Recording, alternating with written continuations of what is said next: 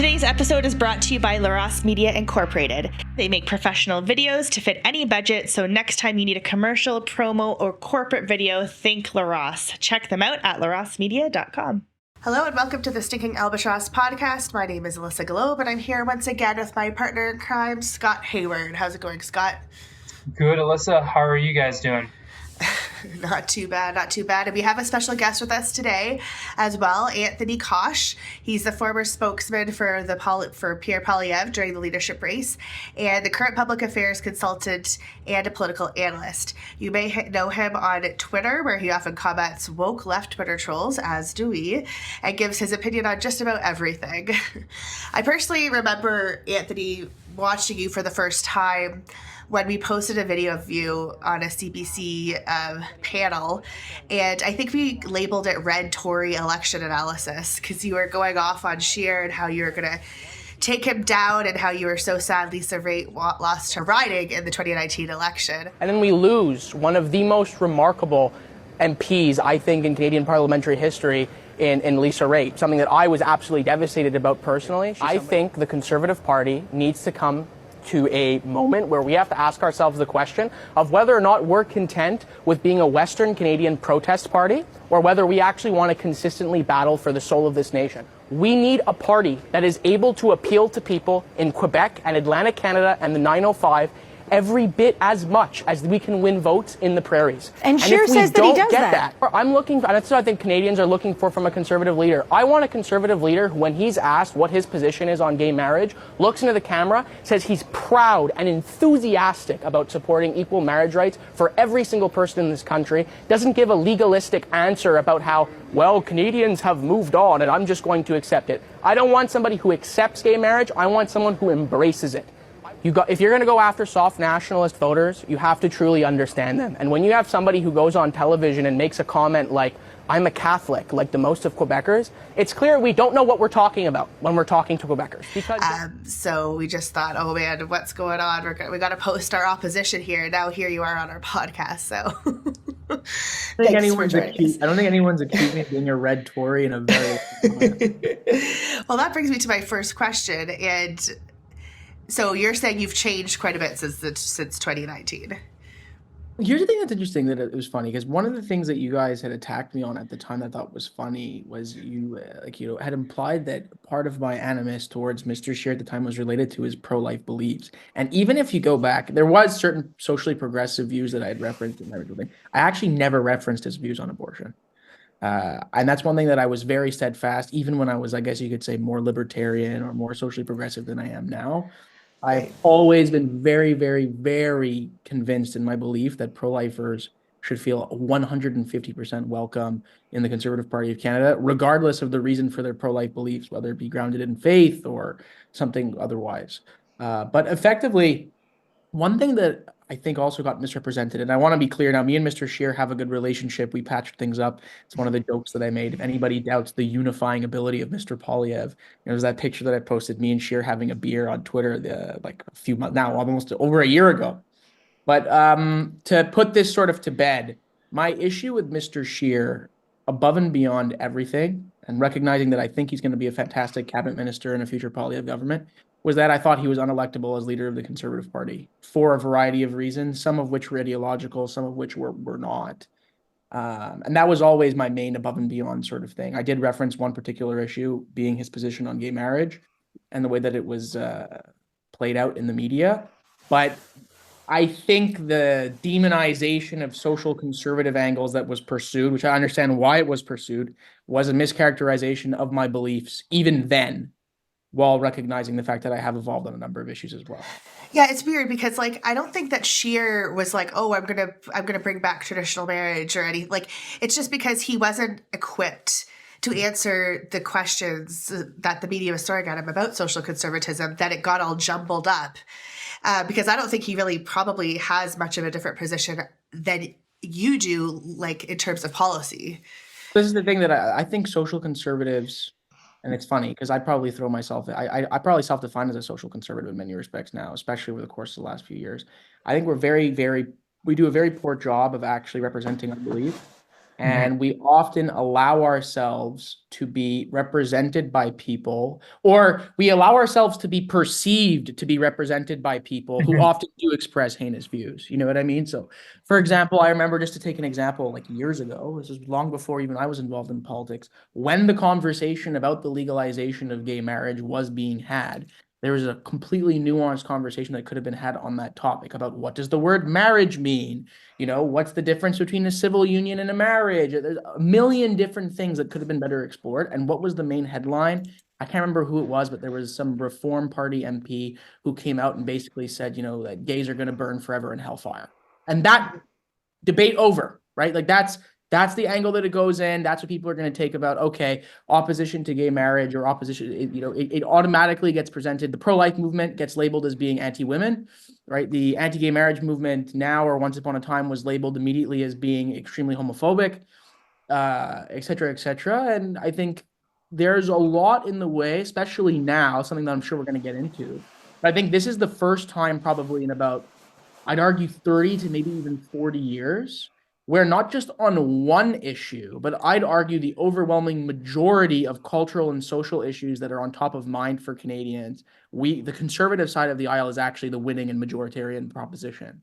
And I think that progressives have been they've been on this crazy winning streak for this long period of time, and they're actually not equipped to manage this sort of situation and think that just yelling at people and calling them bigots is going to work. But if you believe public polling, if you take the time to talk to, in French we say Monsieur, Madame, tout le monde, so Mr. and Mrs. everybody, you're gonna figure very quickly that normal people are not buying it anymore. Yeah, this is interesting because, like, to go back to the sheer thing, I think probably at the time, like, I remember watching your video. The clip that we used, I believe it was a CBC interview, a place that you're now canceled. Yeah. And our time will come as well, I'm sure. And it's come. well, actually, to be fair, like, dealing with CBC journalists has actually been really good for us, and it's been a lovely interaction. Once the editors come in, that's where everything just exactly. And it's funny you mentioned that, because I've said this a million times, and it was even funny even during the Poilievre campaign at various points. I'd laugh because I'd say to the team, I'd say, you know, some of the best journalistic work on a lot of your policy proposals when they were announced and flushed out, some of them came from CBC journalists. But you're right. It's one of the, again, I'm a big supporter of defunding the CBC, but I'm saying when we talk about their actual, the personnel there are actual good journalists who work for the CBC. I've always found that the policy pretty interesting, because I believe that if you actually do defund the CBC and you're like, hey, we're not giving you any more grant money anymore and we're selling off your assets and all that stuff, I would not be surprised if a lot of the journalists of CBC got together and started their own thing. It would probably do very well if they actually were able to run their own media outlet, and it would probably want to be the better ran ones, I think, in Canada, if it were just the journalists involved. And of course, if you're a journalist, it's different than running a business. I understand that. But in my experience, one-on-one with CBC journalists, I've always found them to be very friendly, very thorough, very fair. It's just when the editors come in, everything seems to fall apart. But all that being said, watching your video back in the day, 5 years ago now, almost 5 years ago, after the that would have been the 43rd general federal election in 2019, there was one thing that you had mentioned in the video. It was basically the way that Andrew Scheer was basically presenting his beliefs. And I believe that as of today, and Melissa, correct me if I'm wrong, as of today, and certainly back then, especially during the leadership campaign, we probably would agree with that the way that he was presenting his beliefs, assuming that he had those beliefs, which I think we all know that he does, was less than ideal. One, I remember, I think it was in New Brunswick, because he was being hounded constantly during the 2019 general federal election about, like, are you pro-life, are you not pro-life? Like, what are you going to do or whatever? And then when he was finally asked that question, I think it was an announcement for volunteer firefighters or something like that in New Brunswick, and he finally just said, yeah, I'm 100% pro-life. And after that, the question stopped. And it was like, that's the thing. It's like at a certain point, right? I've given you the answer to the question. What more do you want from me? Are you pro-life? Yes, I am. Right. And it's funny, believe it, Pierre uses this technique a lot in interviews where you'll see, like, a journalist will throw him a question, and politicians have this tendency to give long-winded answers, and they'll be like, do you believe such and such? And he just goes, yes. and then pauses, right? And it's like, oh, I do believe that. So I agree with you 100%. Just be clear on what you believe and assume it. Don't act like you're saying something that's evil and horrible. And if it doesn't impact your policy agenda in any meaningful way, say that. Be like, yeah, I'm a Catholic. This is what a Catholic believes if you're a religious Catholic. But like, what is the relevance to this in terms of my policy agenda? Yeah. So then now going back to that time, because you said a few times now, like from that point in time, let's say the end of the 2019 federal election compared to today, what would you say personally have what views, particularly social views, and we can include economic and others as well, but what political views that you have shifted between now and then, or then and now rather, and I suppose why? Like, why do you think that you've had that change in yourself? Well, one of them, for those of you who don't know, is I became an Orthodox Jew. So that's a pretty big transition. I was a pretty hardcore atheist for many years. And I say hardcore. I used to actually say I was a zealous atheist. People say, what the heck does that mean? I'd say I was like one of those dyed-in-the-wool Richard. That's a hilarious adjuective to use. No, exactly. I do it on purpose, I suppose, because it adds some flair and it's funny to hit the ear. But I'm saying I was a Richard Dawkins, Christopher Hitchens, new atheist, early 2010s when that was all the rage. And many, it wasn't enough that I didn't believe in God. I had to tell everybody who did how much of an idiot they were. That's who I was. Now it's hilarious because I wear a kippah and I pray every morning. And, I'm very much a theist in every sense of the word. So we can explore that transition as well. But in terms of my political beliefs, I'd say the area where I've changed the least is probably economics. Mm-hmm. I'm still, generally speaking, broadly speaking, a pro-market liberal, small L liberal, for those who are wondering, which means I support free market capitalism. Where I've changed where that's concerned is I'm less overwhelmingly bullish on free trade in certain contexts. Mm-hmm. So I think at sometimes you have national security implications. So for example, something like communist China. Yeah, exactly. Or even like specific industries that have, let's say, for example, like if we have critical minerals or metals or, we probably should not be selling access to those resources to companies that have extreme ties to foreign policy adversaries, right? Like it's in our interest, even if it's not necessarily the most economically productive, whatever you want to call it, the control should stay with the Canadian public or with Canadian institutions. I'd say my foreign policy views, again, probably stayed broadly speaking the same. I think where it's really changed too on social issues though is like once upon a time something like euthanasia, not medical assistance in dying, let's call it what it is, euthanasia. I probably would have been much more libertarian on stuff like that. It's between someone and their doctor, and especially when it was very restricted, or at least the way it was originally sold, right? It's only for people who are terminally ill and they're in suffering and dire pain. And now all of a sudden we're having conversations about a 13-year-old depressed girl being able to go and euthanize herself without even, by the way, the need to inform her parents, right? That's the new thing. Informing parents about children's decisions is apparently a violation of their human rights. Wow, very interesting. So I think it's also not just the fact that my positions have changed. I'd say, Scott, and Alissa, what's very important too is the hierarchy of the issues that animate me. Okay, that's very interesting. Now, my priorities. So I used to your voting list, if you will. Precisely. So again, and I always talk about this, and I think this is here's a broader commentary on politics and how you appeal to people to get them to vote for you. And you guys will know this as very dedicated activists that are animated by social issues in particular.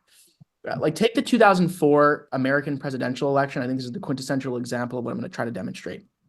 If you polled Americans on every issue under the sun that animated that election, they agreed by majority with John Kerry on almost every single issue except one, which was national security.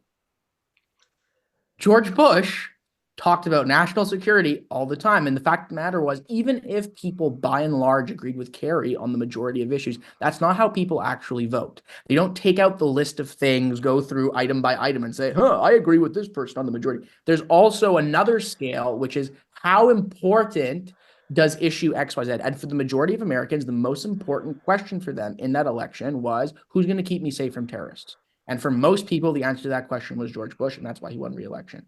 So I think for me too, I used to be an economy above all kind of guy, right? That was my priority. I wanted lower taxes, I wanted less regulation. I wanted to unleash Canada's economic potential. I still believe in that. It's not that I don't believe in that. It's just I think that the problems affecting Canadian society and Western civilization writ large Plenty of them are economic. Like we can talk, for example, about the housing crisis and the implications that has. These are all very important things. I don't want to minimize them, but I'm saying, now I get much more animated, for example, talking about euthanasia, talking about transgenderism and particularly transitions for children. These kinds of things I think are much higher on my priority list than they were 5 years ago. One, because they weren't necessarily as pushed by the opposing side. They weren't top of mind. Now they are because they're being forced to press. But that's where I think it's safe. So it's twofold. One, I have genuinely become more socially conservative. I've taken more time to think about that. But second of all, social issues have just become more important to me, period. So would it be fair to say that this political change and the change of the hierarchy of issues regarding, let's say, your vote, is rooted in your personal conversion to Orthodox Judaism?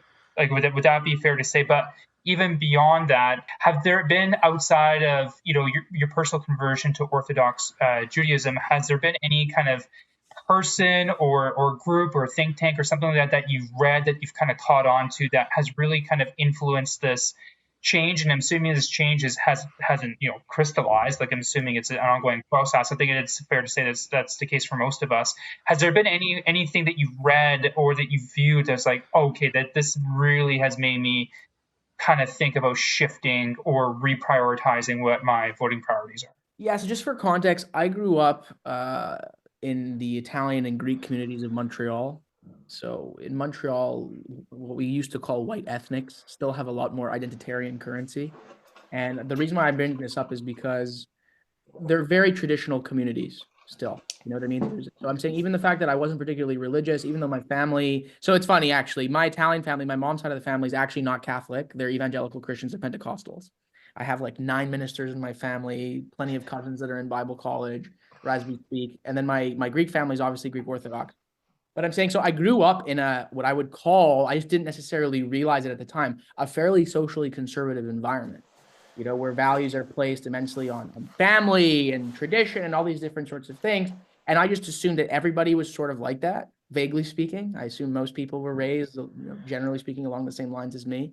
And then you sort of get out into the world and realize not. So even when I was an atheist, some people would say I was a fake atheist. That's a whole other conversation. The long and short of it is, even when I was an atheist, I was still a fairly socially conservative person in terms of my disposition. In terms of people or things that have sort of influenced me, I'd say in many respects, it's actually less reading conservative thought leaders than it is reading progressive thought leaders. Mm. It was funny. Even when I was, let's say, much more pro-choice than I am now, I hated reading pro-choice argumentation. I thought it was garbage. I'm like, this is a horror. And what frustrated me even more is I thought that it was based on a complete and utter misrepresentation of the pro-life position. And it used to aggravate me. Even when I'd be like, listen, I can have a disagreement with the pro-lifer at various points, but to try to make this out to be that what motivates them is hatred of women is absolutely, it's not only ridiculous, it's actually bad faith and I would argue evil in many respects. But so for me, Orthodox Judaism definitely played a role in it, but it was also just like a general crisis of being, I suppose, like where I had a point where I realized, I think like a lot of young people, my motivations at various points were just pure ambition, money for the sake of money, power for the sake of power, glory for the Hedonistic, would you say? I don't even know if I necessarily say hedonistic, because it wasn't even so much motivated by pleasure. In many cases, the pursuit, not even necessarily particularly pleasurable, but just like prestige and status and that sort of stuff for its own sake, right? And my life kind of sucked, and I was not happy whatsoever. And you start to ask different questions and explore different things, and you realize that the sort of nihilistic, atheistic, and in many respects, pleasure above all principles is just a garbage way to live your life. I'm not even, forget the ills that sort of mentality brings at the societal level. Even at the individual level, it's extraordinarily destructive. And I don't care what anybody says. I don't know anyone who lives according to that lifestyle, who when you get them into a one-on-one situation, you really start to break down those barriers, they'll all concede that they're unhappy. Like no one actually thinks that's a great way to be. There's a variety of reasons why people might try to convince themselves that that's the case, but in my experience, it's been far from it. And I don't think that you have a particularly well, I'm sure you have a unique experience in that and how it came about. But I think a lot of people, I think of my brother while you're talking, he's in his early 30s, and he used to open up the Bible in front of our family and say, close your eyes and pick a verse and I'll disprove it. Like, he was so antagonistic. And now he's not like that at all. He embraces more traditional values. And the polls consistently show that, the millennial generation and younger are consistently moving more towards that social conservatism. They question abortion, pro-abortion values. They're against trans for kids or transgenderism infiltrating the school system, euthanasia, things like that. So my question is, because, I think, and the polls show that this is how the younger generation is sort of moving, do you think that the Conservative Party is doing a good job in addressing those concerns in a way that's different from the other parties? I think, especially of recent, yes. We've made a lot of progress on this. I think conversations and positions that have been taken by leadership, even in the last 2 to 3 months, would have been unthinkable even a year and a half ago. So, the fact that Poilievre has come out and said, very firmly and clearly, yeah, childhood transitions, no. And not only just no, but also parents need to be intimately involved and aware of the things that sort of affect. This is the kind of thing, with all due respect, we would never have taken a position on this.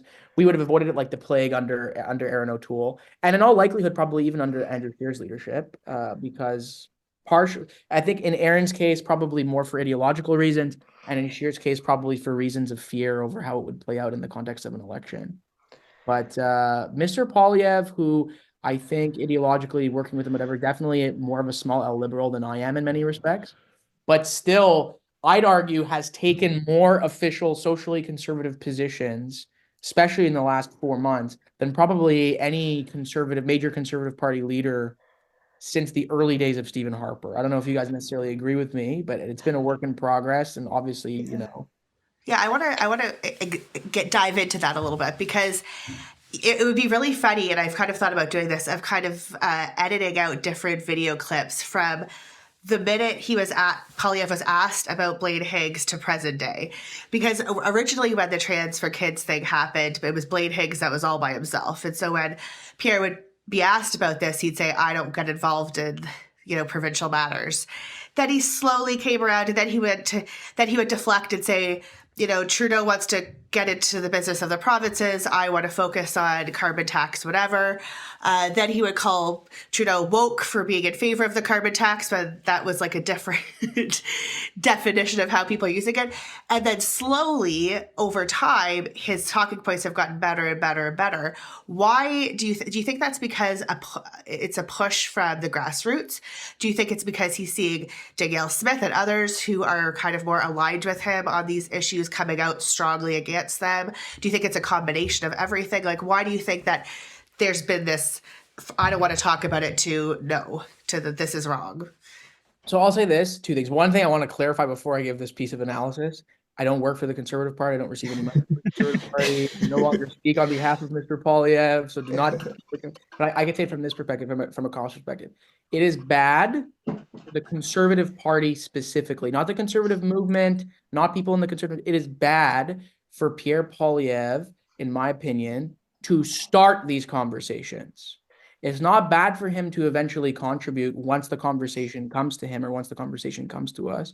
But especially right now, you see with the way things are going, for him to have come out before Blaine Higgs, before Danielle Smith, before everybody, and talk about this issue, it would have been weaponized. It would not have been as effective. So instead, this is me putting my comms advisor hat on here. You let the Blaine Higgses and the Danielle Smiths and the right-wing ecosystem of journalists and commentators or whatever move the Overton window and create space for that conversation to happen in a semi-sanctioned capacity. And then you take the firm position. And then that way we still express our values clearly, but without having to take all of the abuse and barrage that comes with being the first person out of the gate. So you see, he never expressed views contrary to Blaine Higgs, contrary to Danielle Smith, or super pro-progressive views on these topics. And this is always what he sort of believed. But it's just picking the right moment to bring this battle, to fight on those particular issues. that are minimally damaging and also maximizing in terms of the benefit. So for example, like we're having a conversation about euthanasia, the euthanasia conversation comes ahead, he takes a position on it. Transgender children in schools and the roles of parents versus teachers becomes a hot button topic because many premiers are bringing this topic up and passing legislation to that effect, whether it's Saskatchewan, Manitoba, Alberta, New Brunswick, what have you, then we're going to take a position on it. So the way I would describe it, I think it's about being cautious about the way this issue is represented and the kind of conversation that happens, especially when details are being fleshed out. So, Blaine Higgs comes out with a policy. I like Blaine Higgs. I didn't think I was going to like him many years ago. Now I'm one of his biggest fans. Big surprise. I tend to be distrustful of Atlantic progressive conservatives at the provincial level at times, but you know what? They've been doing a good job. New Brunswick is a different animal. It is. Yeah. You are right.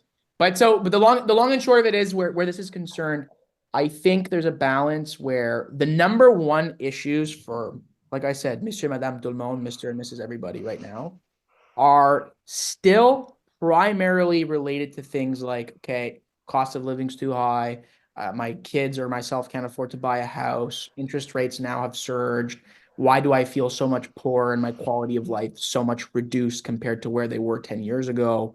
Stuff like this. The cultural issues are also rising, but you see, like, for example, even immigration has become now a topic for the first time in a very long time.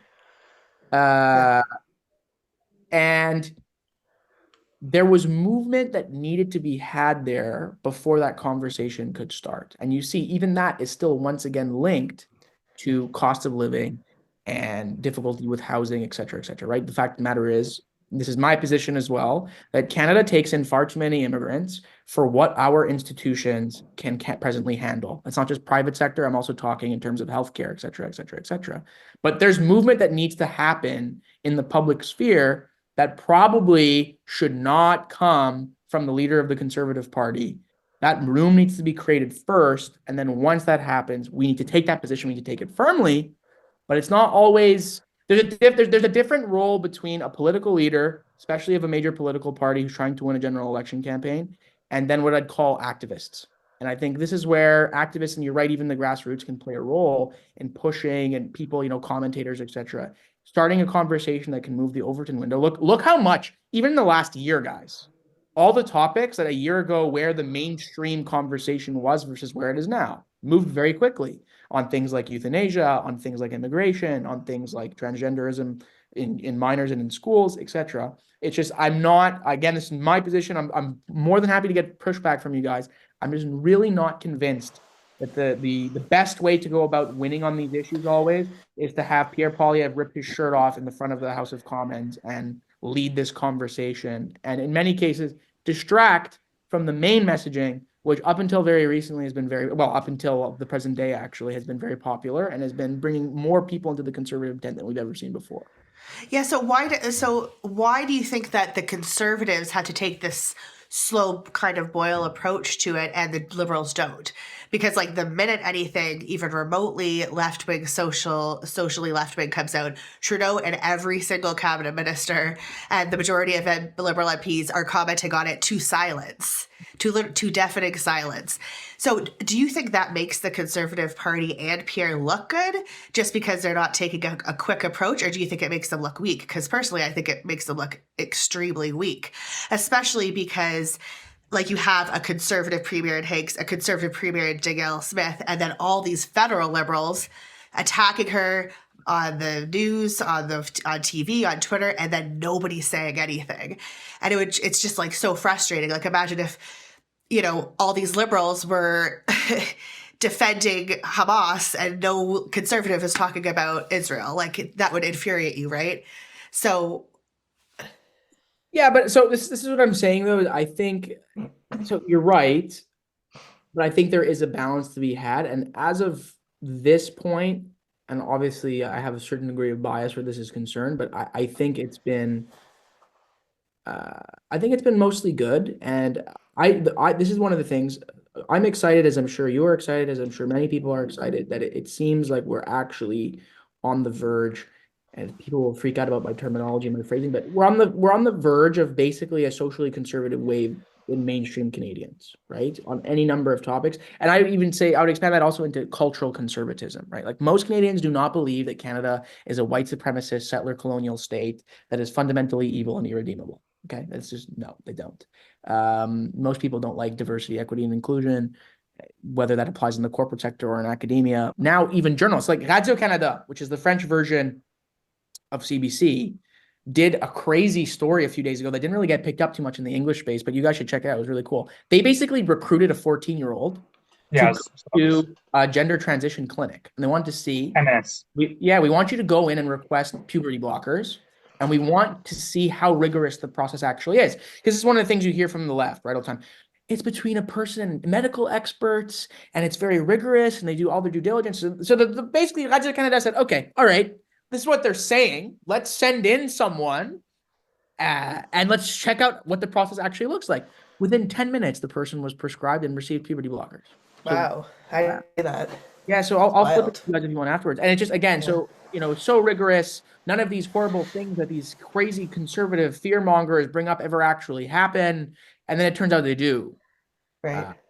So the conversation's going in the right direction on all these topics, and public polling is very clear. It's not like a slim majority of Canadians here who agree on these topics. This is like authoritative, clear, definitive, majoritarian margins that say that people focus on this sort of stuff. So I take note of your point, Alissa, and I'm sympathetic at various points, but I think we're winning right now. And I think that I would be remiss to divorce the strategy that's been adopted by the Conservative Party on these questions from the fact that we're having major successes on these social issues for the first time in a long time. The way I've kind of always thought of Pierre and kind of looking at him for the last kind of 4, maybe 5 years is that he tends to pick the penultimate moment to step into something. So, for example, when it came to the trucker convoy, right? It was, I'm not going to call it radio silence, but it was very, very, very, very silent. And then right at the right moment, he comes in and says and does something, and it, creates this explosive reaction and all this other stuff, especially at that time when Aaron was losing leadership and whatnot.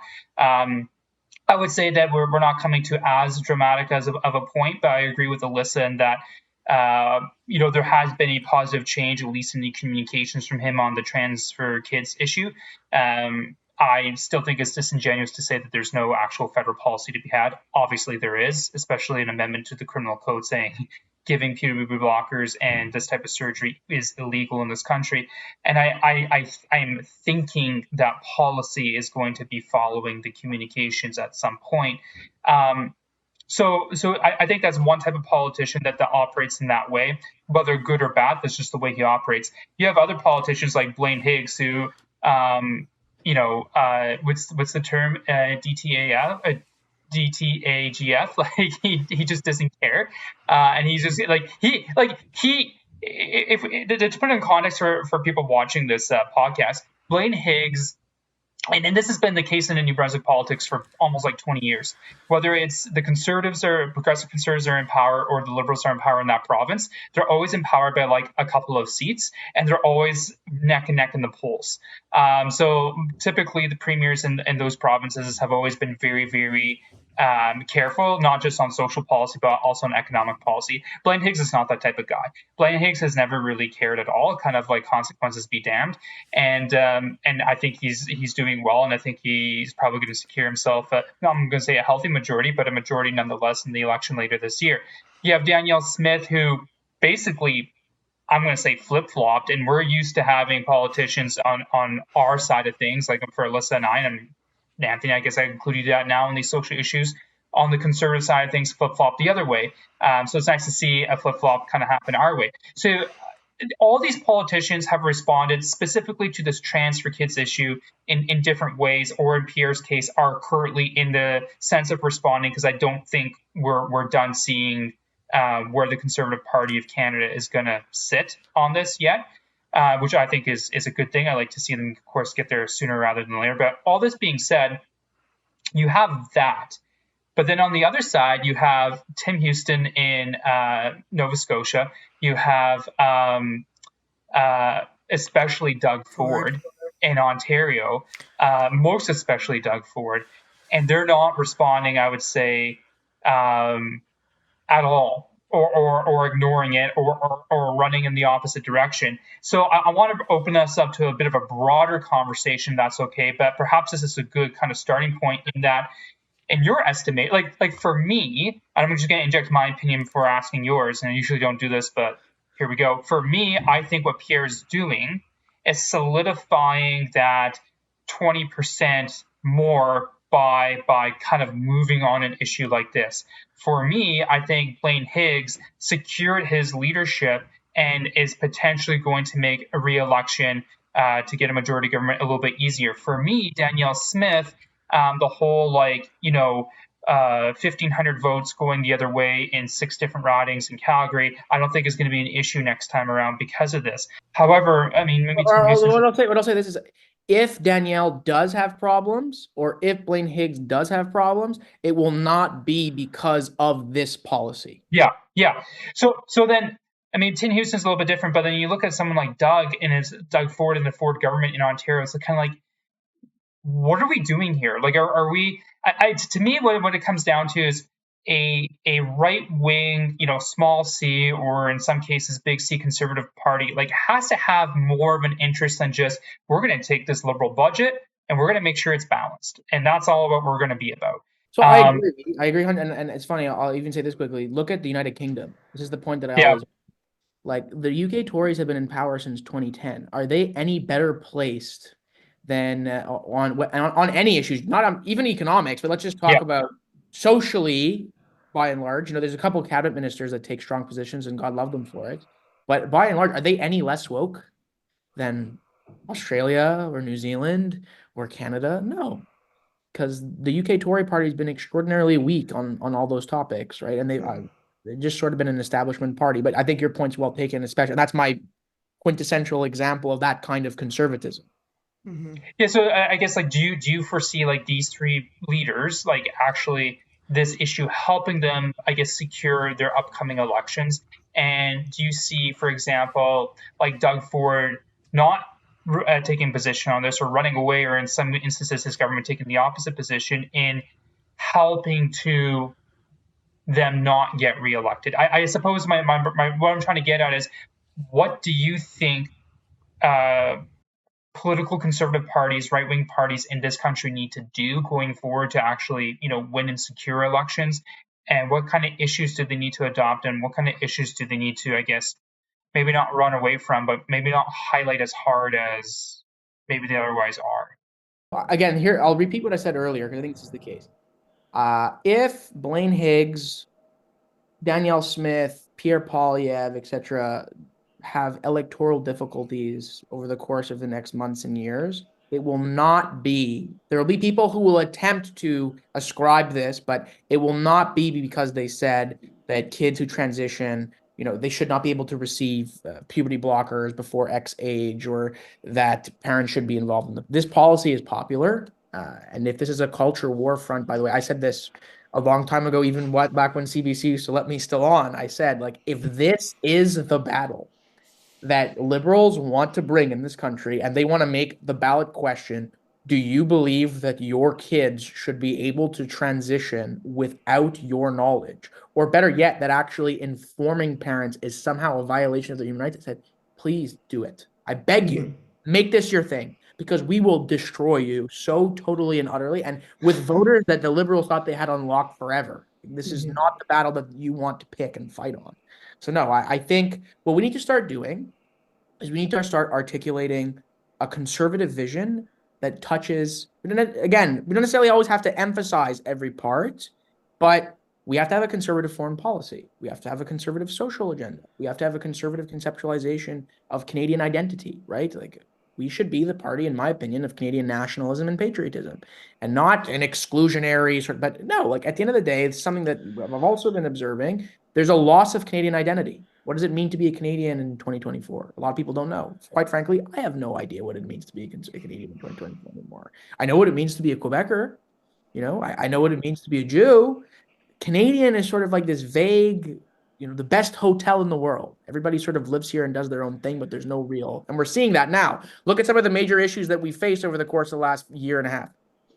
India, China, even Israel, Palestine. These are all diaspora issues that are driven in large part by the fact that we have this multicultural society that we inhabit with, which has some pros and some, but I'm saying the fact that the foreign policy has effectively become domestic policy, because in places like the Greater Toronto Area, in order to win an election, you basically play this game of like ethnic horse trading, where you go and you have to make these appeals based on issues that in many cases don't actually have a direct relevance to the Canadian domestic context, I think is problematic. So we need to start articulating that. Immigration is a good thing, but it needs to make sense. It needs to be within numbers that we can actually properly subsume, but also like, hey, we should probably cultivate a nucleus of a Canadian identity that people should be expected to assimilate to over time. You know what I mean? And I think this is on social issues as well. We shouldn't be afraid. We should be prepared to articulate stuff like, hey, there's not parent one and parent two. There's moms and dads. Okay. And it's funny. My mother, I always use this quintessential example. My mom is like your very stereotypical, politically speaking, in terms of worldview, middle-aged Canadian woman. Okay. Vaguely speaking, tends to lean progressive on a lot of topics as her natural predisposition. I remember the first time she saw parent one, parent two, and she lost it. And I was like, what? She's like, I am not a parent one. I'm not a parent two. I'm a mom. And I carried 3 children and gave birth to 3 children. And that is something that only a woman can do. She says there's only so many things that a woman can do that a man absolutely cannot do under any circumstances. And one of them is give birth to a child. And it offended her. I disagree with your mom, because I love being called a bleeder and a chest feeder. Yeah. It's exactly amazing. A uterus having person. Yeah. So you see stuff like that. And it's funny because I could say even in the white ethnic communities, like you see, like in Montreal, for example, especially Greeks, Italians, Ashkenazi Jews, Armenians, Lebanese Maronites. Okay, you get all these communities who have now been here, let's say, like Lebanese Maronites a little bit more recently, but we're talking 30, 40, 50, 60 years now. So the grandparent generation or the parent generation are immigrants, but now we've got either 1 or 2 people who are born here. And these people are people in many respects have voted Liberal automatically. And you see this, by the way, in other parts of the country as well. I'm just using Montreal because that's where I'm from. Who voted Liberal automatically in many cases because, we came in during Pierre Trudeau, or we came into this country during Jean Chrétien or Paul Martin, and it's just sort of like a thing that you automatically do. And then all of a sudden they're waking up and they're going, what the bleep are these guys talking about? And it's one thing, by the way, that I said to Team Poilievre at various points as well. Have a significant number of people been pushed into the conservative fold for economic reasons? 100%. There's a lot of people you see they're upset about housing costs, all the costs of things. These are important. I'm not trying to downplay them. But it's funny. I started my political involvement in 2015. That was my first election campaign. I was just starting CJEP, and I remember a friend group at the time. There's the wave of Trudeau. Yeah, bro, he's going to legalize weed, dog. Even Harper's kind of lame. He's boring. He's whatever. Like, Trudeau's cool. I think about all my friends then, and I compare them now. They're all Tories now. It's a disproportionate amount of young men, okay? Young straight men in many cases.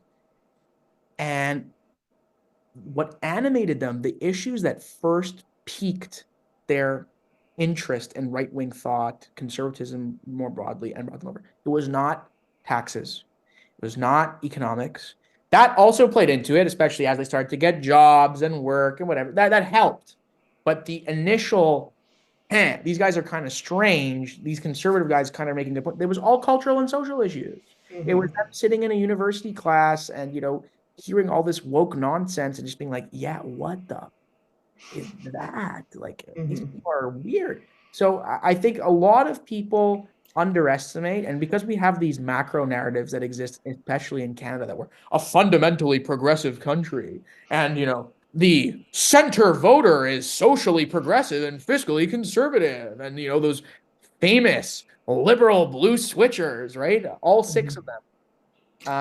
In many instances, there are swing voters before, but they're nowhere near. Like, again, here, quick, just to put this in context, I have to plug this on every podcast that I do. If you look at the difference in results between the 2015 election campaign and the 2011 election campaign, Stephen Harper only actually lost like 200,000 votes. Yeah.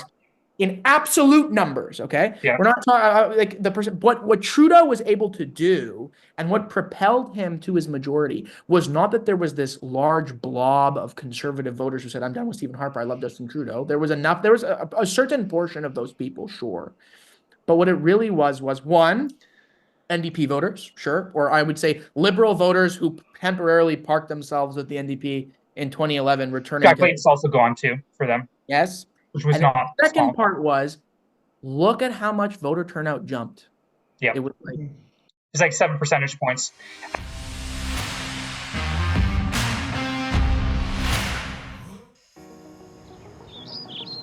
We live in a world that grows through communication. Every connection comes from a dream to be heard and realized. To welcome a better future. What are your dreams? LaRosse Media will help communicate your vision through our professional video production services and marketing strategies. Start building connections to your future audience. Visit larosmedia.com. And be sure to check out our extended service options. Dream, produce, market, succeed with LaRosse Media. Serving Canada from coast to coast to coast.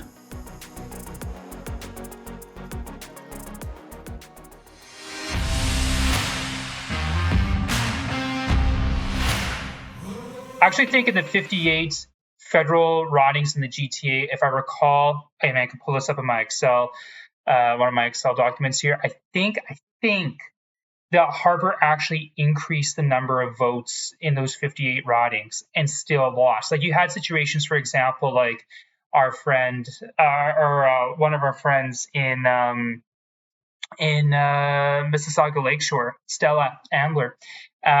She increased, I believe she increased her raw vote from 2011 to 2015, and she still lost that riding by like 10 percentage points or something like that. Yeah, some people were arguing like, oh, these are all the liberals that came out from the Jean Chrétien days. No, the country, the population of the country increased too much in between them. It was too much time. Well, I think, Anthony, and I think this is embarrassing upon the Catholic Church in particular. A lot of people forget that Trudeau was paid oftentimes by parishes and dioceses to come in and be a speaker to gyms, and he would go I don't know about hundreds of times a year, but definitely dozens of times a year, and he spoke to tens of not hundreds of thousands of young Canadians that went to publicly funded Catholic schools, particularly in places like the GTA. I don't know if he was able to build a database off of that. I wouldn't be surprised if they somehow did, probably through the We campaign a lot of the times. But it was like a lot of people, especially on our side of the issue, particularly social conservatives, will say, oh, Justin Trudeau, he's lazy, he's dumb, he's whatever. I'm sorry, you don't become prime minister of this country by being lazy and dumb, and he is not that. And even though that the Conservatives are at 20 points in the polls, ahead in the polls by 20 percentage points, and that seems to have some staying power, I think, for a variety of issues. I tell a lot of candidates I'm speaking to who are running for Conservative nominations in what are traditionally tight swing ridings. Right now on 338 Canada, they're not. And MPs and the sitting MPs, I don't have to have this conversation with them. It's not nearly as long because they've been through this. He's a hell of a campaigner. And guy one of the gets best up retail politicians that Canada has ever produced. The only person that I'd say who comes close to him was probably Brian Mulroney. Yeah, God rest his soul. A completely different type of speaking style too, mind you, right? And even though he's down 20 points in the polls and he's lost 10 percentage points, and you want to talk about liberal conservative swing voters, well, there's some right there. But I also think for the issues that you're talking about, like probably giving Pierre the time of day because of the housing issue, which I even have issues the way that's being talked about within our party too. But I think also more open to conservatives because even though they haven't said no to certain issues, as in like, no, we're actually adopting a social liberal position. That's the fact that they're not saying no to that. I think they're open to it. Now that they're saying, yes, actually, we are open to a social conservative position on these issues, I think it even solidifies it more. All that being like, so that's more like, I guess what I'm trying to say is the change in the interest rate, overnight interest rate in the Bank of Canada going to 5% early July is almost to the day coincides with the huge jump for the Conservatives in the polls. I don't think that 5% interest rate going down to around 4% overnight between now and October 2025 is going to have the same effect, if any effect at all. Now that we're talking about issues beyond housing and the carbon tax, that helps solidify that. All that being said, in spite of all of these things, the fact that the fact that Justin Trudeau can go into the House of Commons, can go and give a speech, he still has that energy, and that terrifies me. And it should. And by the way, but to put this in perspective, there's one thing I'll give Pierre massive credit for, and a lot of people had this question during the leadership race, because we knew what we had sold, we knew we weren't lying, we knew that it was going to be a landslide. And people, why are you still attacking Jean Charest? Why are you still going after your competitors? Why don't you run a front runners campaign? Okay. And Pierre looked at us and said, we're not stopping until we win. And it's like, he's like, because he says, look at what happens when people run a true front runners campaign in many respects. Yep. Right? Like Peter MacKay, front runner. What happened? He lost.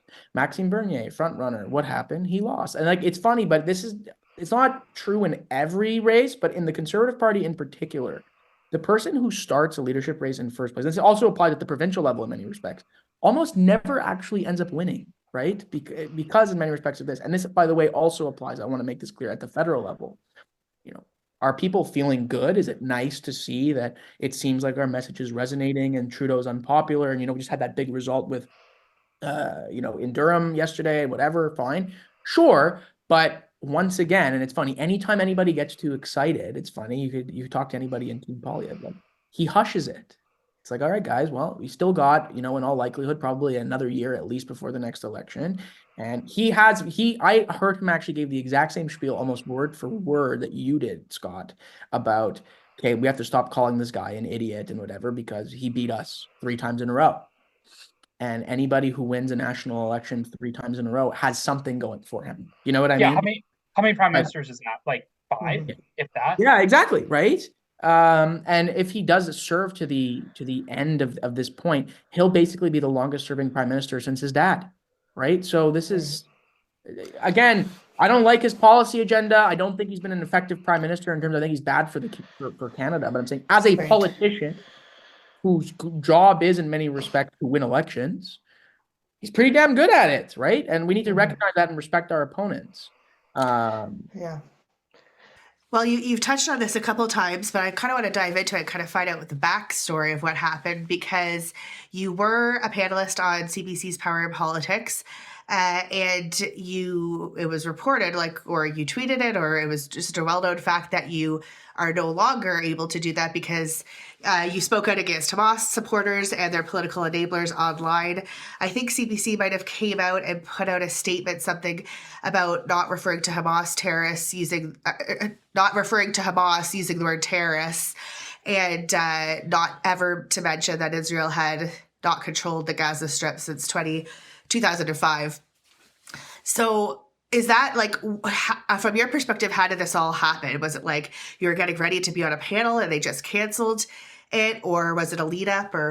So they'd been trying to can me for a while. That was communicated to me by people who liked me on the inside. They're trying to find a reason, but it was also like, okay, but one of the only conservatives who, actually talks to Poilievre's people, because Tim Powers, God love the guy, doesn't know diddly squat. Conservative insider. That's great. I wonder who you talked to, because we certainly didn't talk to him. Or even like Fred Delory. Yes, the former campaign manager of the failed Aaron O'Toole campaign. Definitely really in with the Poilievre crew. So I was sort of the only guy that could actually provide actual, real, genuine insight into what was going on. So that probably saved my life for a little bit longer. But really, this all happened. Remember, I was supposed to be on a panel. They canceled our panel originally, the whole thing, for that first Tuesday after October 7th. Okay. And then I got into a Twitter spat. It was funny. David Cochran reached out to me. I know it's very difficult, feigned being polite, whatever. Yeah, great guy. I won't talk too much smack about these people, but you get the gist of what I'm trying to say. And then there was another CBC commentator, who I will not name, who basically accused me of being a racist and a bigot, because I said that these rallies were not pro-Palestine, they were pro-Hamas.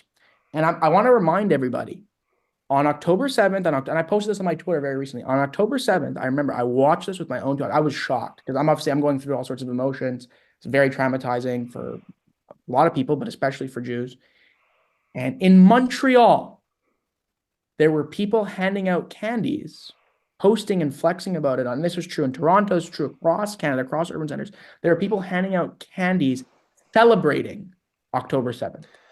Before Israel dropped a single bomb, before there was a single response, before the IDF could even figure out what the heck was going on, before the south of the country, when there was still Hamas terrorists running around southern Israel, raping women, murdering people, lighting people on fire, every list of atrocities you can possibly imagine, they were dancing in the streets celebrating. And I said as much. I called this out. And I was told that, how dare I say that? These people just had a difference of opinion with me, and that I was fomenting racism and bigotry against Muslims and Arabs. So I called this particular individual, see you next Tuesday, which I shouldn't have. And so here's where I'll take personal responsibility. CBC was looking for a reason to can me. That was 150% related to comments that I had made. Like, I know they forgot because I was a commentator on their program, and I would actively dunk on the CBC and say they need to be defunded. And it was like a mind-blowing for them. Like, you're on our panel. Why would you say that? I said, well, okay, great. I'm on your panel, but this is what I believe, and I'm still going to say it. It's like, and they were looking for a reason to can me, and I gave it to them. Okay. Do I think that it's understandable why I reacted the way that I did? Sure. It was very difficult, but at the end of the day, that's on me. Even in difficult and situations, you got to keep your cool to a certain extent. And I didn't. So, do I think it was fair? That's for other people to determine. But at the end of the day, I handed them the knife that they needed to use to stab me. Right. So that was their official reasoning, is that I used misogynistic language. Yeah, like they never have panelists or guests who have used certain language like that on social media before.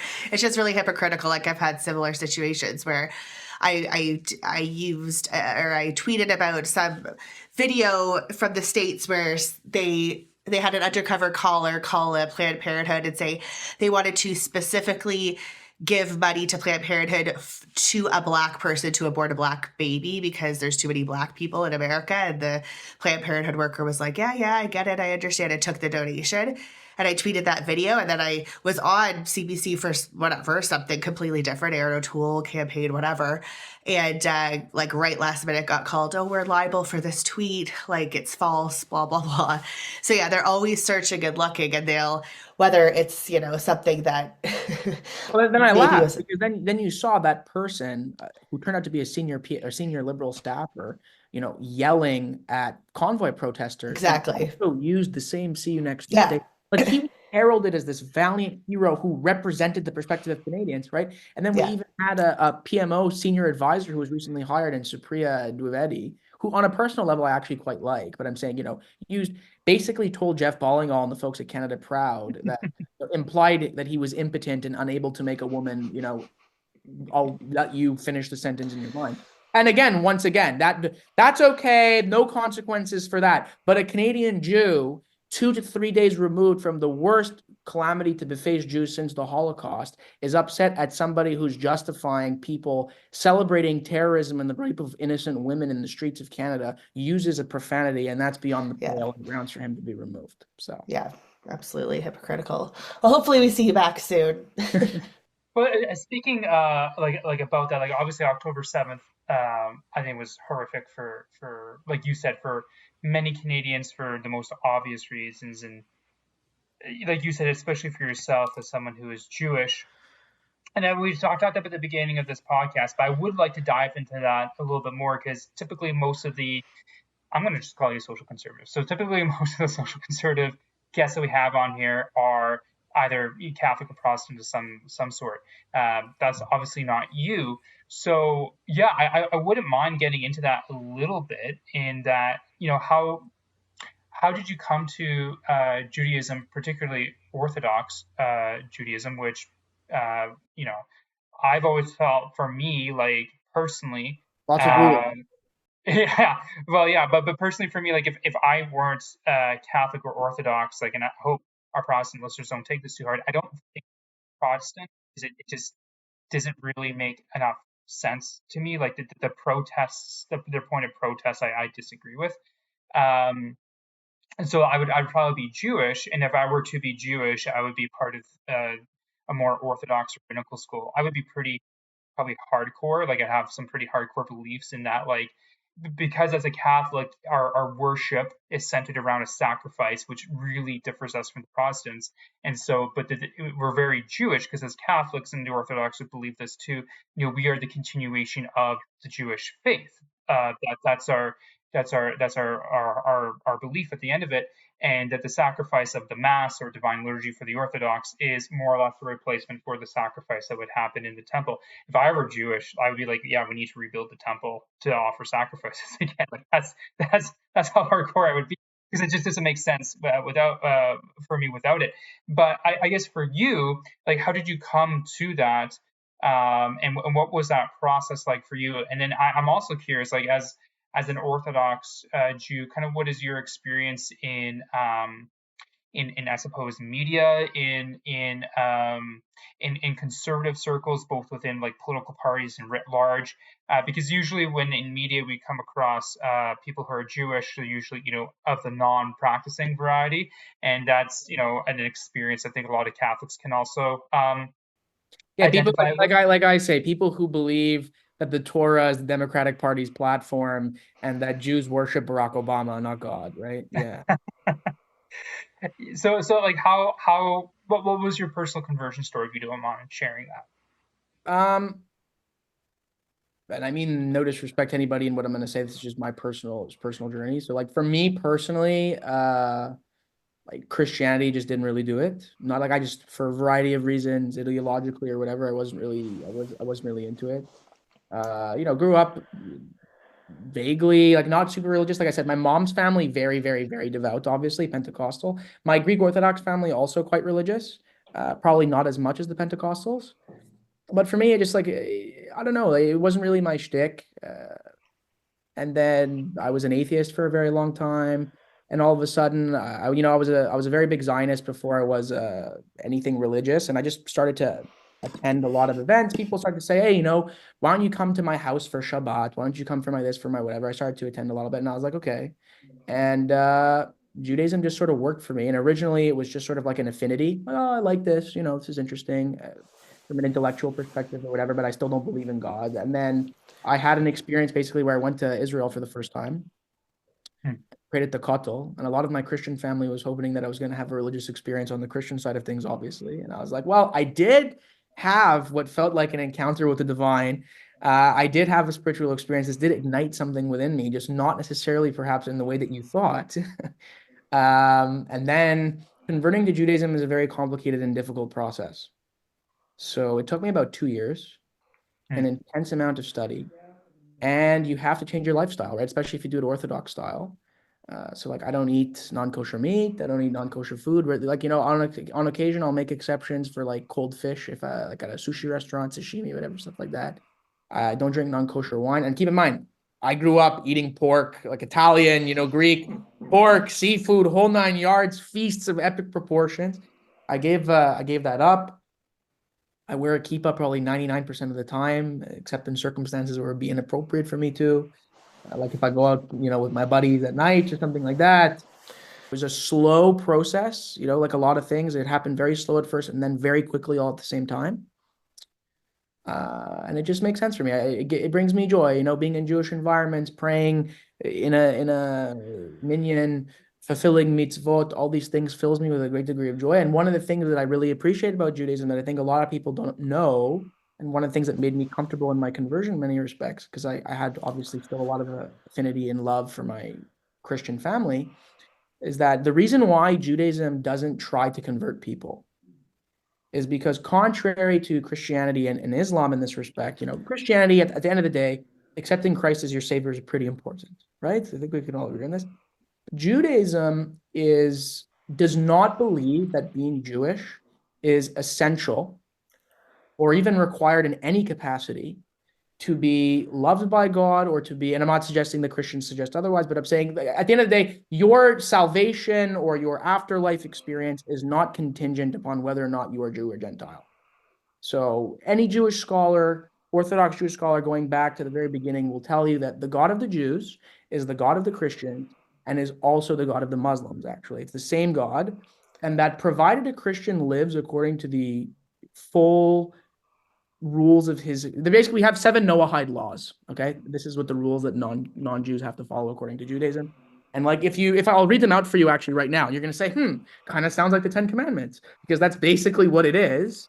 But 7 Noahide laws, it's 7 things you're not supposed to do, and then 1 thing that you're actually obligated to do. So it's one is don't worship idols. The second one is don't curse God. The third is don't commit murder. The fourth is don't commit adultery or sexual immorality. 5, don't steal. 6, this is an interesting one.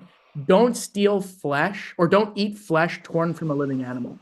So it basically just means if you're going to eat cow meat, you have to actually kill the cow before you eat it. So you can't, hypothetically speaking, cut off its leg, keep the cow alive, eat the leg. You have to kill the animal before you eat it. And the last one is the only positive requirement. So the 6 first ones are all things you're not supposed to do. The last one is a positive one. It's you are obligated to establish courts of justice.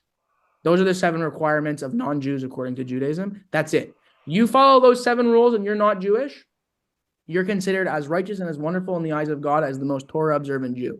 And this is, by the way, one of the reasons that conversion is not only not sought out, it's actually actively discouraged. Because a rabbinical scholar will tell you, dude, like, you're not Jewish. You have 7 rules to follow. You follow these 7 rules. You're good to go as far as we're concerned. If you actually go through the whole process of becoming Jewish, now you have 613 rules that you have to follow. You know, you're not Jewish. You know, God doesn't care if you have bacon cheeseburgers. Eat as many of them as you want. He's totally cool with that. Now that you're Jewish and you've accepted the Torah upon yourself and the mitzvot upon yourself, now he actually does care if you have bacon cheeseburgers. So you're making, in a way, that this is the argument that as it's presented, saying you're making it harder on yourself, even according to Jewish belief systems. So that's sort of what it was. But it just, honestly, it's a natural fit for me. Some people say, according to Jewish Kabbalistic beliefs, that effectively every Jewish convert has a neshama that was present at Mount Sinai when Moses received, the Torah and the 10 Commandments. And that basically that yearning, that sort of illogical, unreasonable pull that brings you towards conversion is effectively your neshama calling out to you and asking for you to come home. And it's very interesting. If you look at the theology of Jewish converts, they don't say that you transition and become something else. It's a return home. You know, like you were always, some vaguely speaking, there's your Jewish soul was out there calling you to return home, and now you finally return and become sort of your true self. But a long, arduous process. And I will say this. This is where Judaism is also complicated and people have difficulty. So, like, I'm not ethnically Jewish. I'm not. My mother's Italian. My father is Greek Egyptian. Actually, my family they're Greek, ethnically Greek, but they were in Egypt, kicked out by Abdel Nasser. Another part of history nobody talks about anymore. But anyway, that's a topic for another discussion. There's also Jews, but I'm religiously Jewish, and then there's Jews that are not religiously observant whatsoever, but are ethnically Jewish. It's an ethno-religion. So it's this weird idea. You can be Albert Einstein, who was an atheist and didn't believe in God, okay, or, vaguely speaking atheist, and you're still Jewish, right? David Ben-Gurion, the founder of the state of Israel, many respects, did not believe in the Torah the same way that I do, but he's still a Jew. So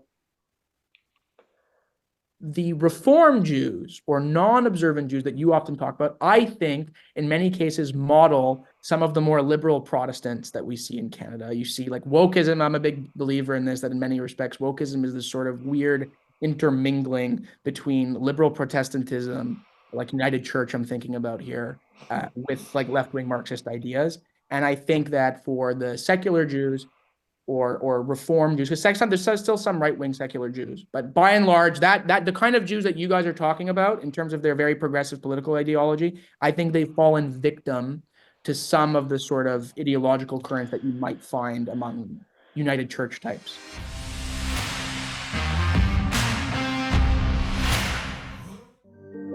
Nature communicates with us in a universal language. The sunrise starts a new day. The sunset marks our accomplishments. The most beautiful communication is where the speaker and the listener match perfectly and understand the same message. Your future audience is waiting to hear from you. What message do you need to share? At LaRosse Media, we fashion beautiful communications through our professional video production services and marketing strategies. Create your own most beautiful message. Visit larossmedia.com and be sure to check out our extended service options. Dream, produce, market, succeed with LaRosse Media. Serving Canada from coast to coast to coast.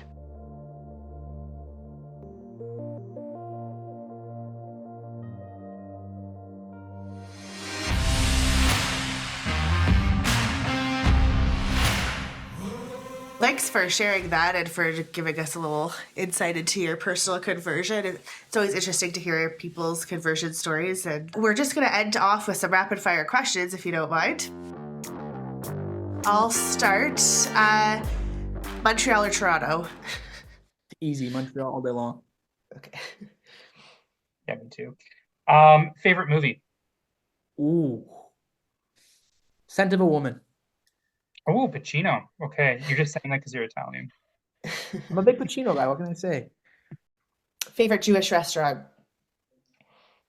Ooh, actually, so I was just in Singapore, and this place called Aniba, which was probably my favorite. It was fantastic. But in Montreal, I'm gonna go with a good old deli spot. It's called Deli 365. So shout out to Deli 365.